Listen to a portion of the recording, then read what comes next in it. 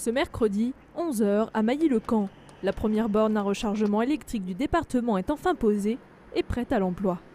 Alors, c'est l'aboutissement, cette inauguration de tout ce qu'on a mis en œuvre depuis plus d'1 an, c'est-à-dire le maillage du département doté de bornes de recharge de véhicules électriques. C'est pour inciter les gens à se mettre à la voiture électrique, c'est également, je dirais, pour rentrer un peu dans une démarche de bien-être, une démarche de respect de l'environnement.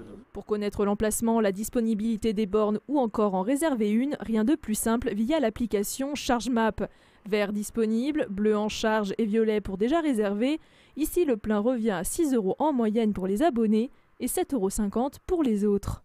Peut-être que chez nous, on avait une tradition avec le nucléaire, avec tout ça, qui faisait qu'on n'avait peut-être pas besoin d'autre chose. Aujourd'hui, je pense que la conscience s'est prise parce que vous dites qu'effectivement, on a 1% ou 2% maintenant de véhicules électriques en France, mais à côté de ça, il y a eu 26% d'augmentation des ventes par rapport à l'année dernière. Donc ça veut dire que d'un seul coup, c'est en train de prendre forme. Si l'électrique a un avantage écologique, la mise en place de bornes dans l'Aube a aussi une portée économique. C'est un côté économique, c'est un pari qu'il faut jouer, mais le risque n'est pas gros.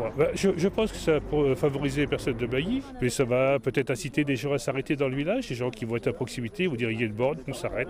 Si on s'arrête, il y a 2 heures de recharge, comme on vous l'a dit tout à l'heure.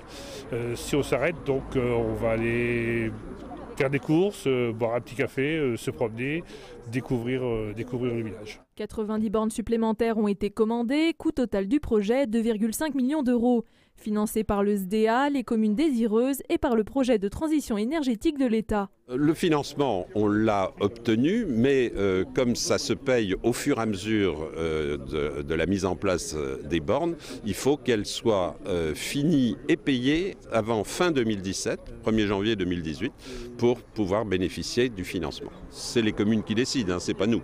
Donc c'est au fur et à mesure des demandes et des commandes des communes. À terme, plus de 300 bornes de rechargement devraient voir le jour dans le département. Si seuls 1% des véhicules sont aujourd'hui électriques, ce déploiement devrait permettre une croissance du secteur.